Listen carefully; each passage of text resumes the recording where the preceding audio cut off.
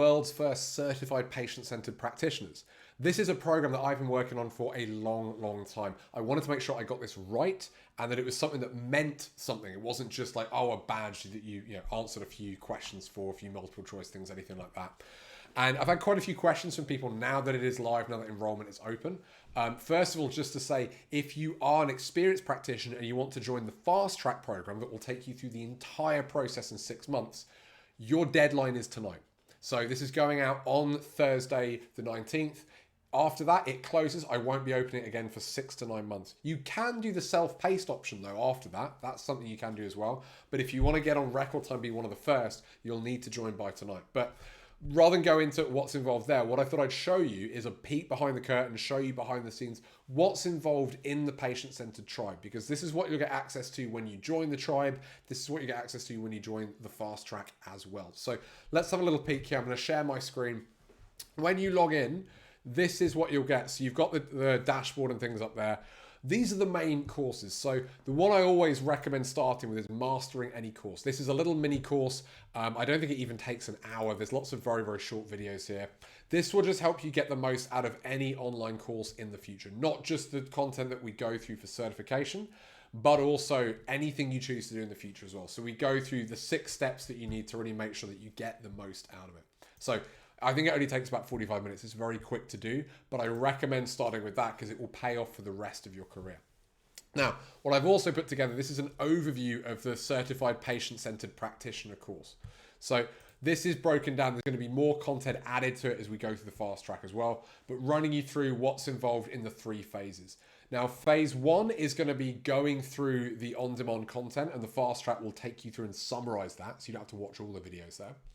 And that's going through the content. There'll be some things to complete, some very quick assessments and handbooks that you'll do. Phase 2 is then self-reflection assignments. So there's some specific checklists that you use here, a little spreadsheet. And by going through that, you'll document that you've put the skills in practice. Doesn't take you very long, but you show that you've gone through and made sure how have you put everything in place. Now, phase 3 is coming soon. That will be released in the next couple of months. As we go through the fast track, that will be ready for you there. For part of this, what I'm going to put in here that you don't have just yet is essentially examples of reported findings that I have then analyzed and critiqued, because that is the phase 3 assessment. Is I'll be assessing your reported findings, but you'll see many other practitioners who have had a review in the past. They've kindly let me share their videos here along with my analysis, so you can see exactly how it's assessed, exactly how it's scored, and you can learn from how other people do things as well. So that's just what you're going to be getting through there. I'm going to go back a little bit now. And so that gives you an overview of the course. But what's actually involved in phase 1 are these 4 core modules. So this is the Happy Patient Project. Many of you will have heard about this for a good while. We've updated it and we've revised it. There's some brand new content in there as well. But you've got crucial concepts, understanding your patient, ethical and effective explanations, and maximize your momentum. This takes you through the entire patient journey, right from what's going on in your head before you meet them, to meeting them, taking a history, building rapport, giving a great report of findings, explaining the treatment plan, and then helping make sure they keep the momentum going and they don't drop off early. So crucial concepts, you'll see there's quite a few things here. Some of the ones we talked about a little bit before. We talk a bit about unconditional positive regard, talk a little about the trust equation, transactional versus transformational relationships, how those are quite different and why they really matter. And we talk a little bit about how you can introduce the visit, really get the ball rolling on the first one there. So that's crucial concepts. And then understanding your patient, really we're diving into the history. So not just understanding what's the problem, what's the diagnosis, but actually going through how you can build rapport. So multiple steps there, questions to ask, how to address their expectations, how to prove how well you're listening. And we talk about reflective listening as being a key component of that. We added some complex versions of that, the 12 roadblocks to communication. This is a key part as well. Many ways we sabotage ourselves unconsciously without realizing it. And then using tactical affirmations and summarizing well. So these are motivational interviewing skills that really build the rapport. Then we go into ethical and effective explanations. This is the part most people love, they really want to get to when they think about communication, where I talk through how you can explain the treatment well, how you can deliver a report of findings that is ethical and effective and gets results. So many different concepts here. I'm not going to go through all of these. Some of the key things that I do, though, is I'll show you an example of how I deliver a report of findings. I'll give you my handouts as well that are included. You'll see those a little bit further on. Brand new one as well as the 5 key phases for your reporter findings energy. So I talk you through the 5 different emotional phases of a good reporter findings that takes it from being technically great to emotionally engaging. That is really, really big for actually building rapport and confidence as well. So that's just some of what's included through there. Then you've got the final one, maximize your momentum. We talk about some really, really popular and somewhat controversial topics sometimes, but in a way that will show you they're not controversial, they don't need to be. So here's a brief overview of what we've got here. We've got difficult situations. I've got a bonus interview with somebody who's a lecturer I respect, who had a really, really interesting situation occur to them in practice. This is an interview there. How to handle talkative patients, how to deliver effective and strategic case reviews. And then we talk about maintenance care. One of the big things we do is we talk about the Maintain tool. This is one of the latest updates for it here. This is a questionnaire that allows you, and you can download your copy there, allows you to predict how the patient will respond to maintenance versus symptomatic care. So you can offer patient-centered recommendations. This has been a big topic of research for a while. I am amazed this stuff is not more common knowledge because it really, really changes how I approach communication when it comes to maintenance entirely there. So that's some of what's included in that 4th module there. This is all part of phase 1, by the way. So phase 1 is going through this, and there's some specific handbooks to fill out to show that you've done it. Then we have the brand new social styles. Right now, as I record this, this is the only place you can get this course. I've taken the social style model and I've rewritten it for chiropractors and practitioners. So it's 4 different modules as you go through. They're a little bit quicker. We've got how to speak the patient's language, a bit more about the social style model, why miscommunication happens. And then we go through what are called the say and do behaviors. Say and do behaviors are the things that you look for to identify which of the 4 social styles your patient is using. And that allows you to build rapport a lot quicker. Then we take a deeper dive into each of the styles, their style needs that we talked about in the video yesterday, their backup behaviors, their style orientation, basically really understanding what's going on beneath the surface with each of these styles there.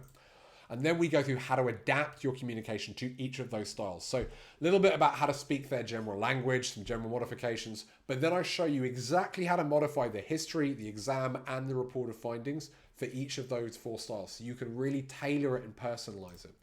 The final one, we talk about the most crucial concept of social styles, which is versatility. This allows you to become a social chameleon. By improving your versatility, you will naturally and automatically start to vary your own social style, of which you will have, to the patient in front of you.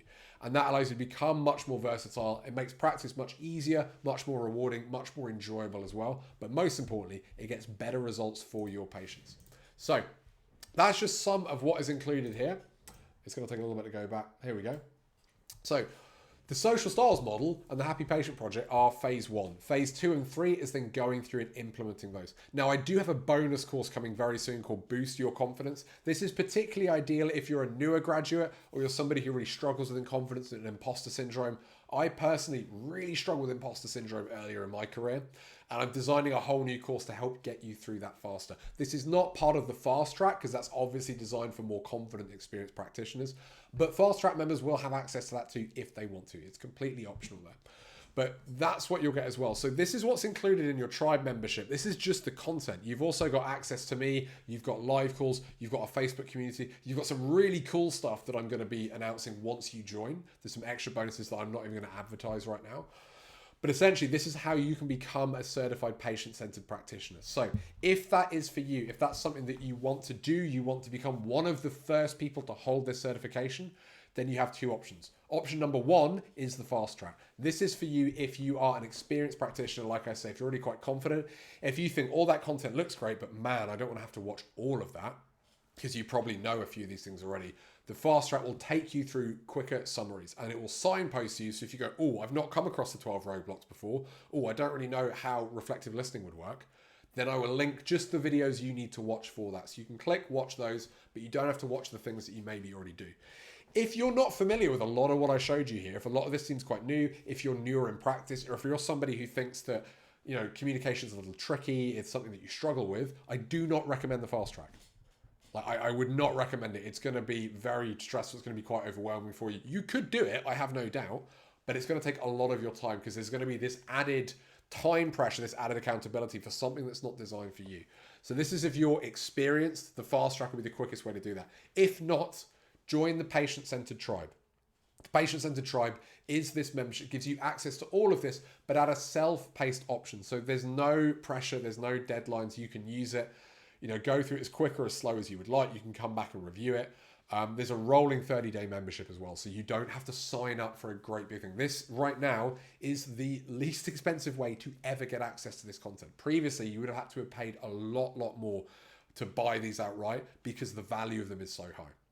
So that's how certification works. That's how the fast track and the self-paid options work for you. If you have any questions on either of these, by all means get in touch, but do it right now because the deadline for the fast track is tonight. So if you think you might be somebody who wants to join the fast track, your deadline is 11 p.m. tonight. After that, it closes. It will not reopen for a minimum 6 months, possibly 7, 8, maybe even 9, because I'm going to take everyone through the fast track before we open that back up again.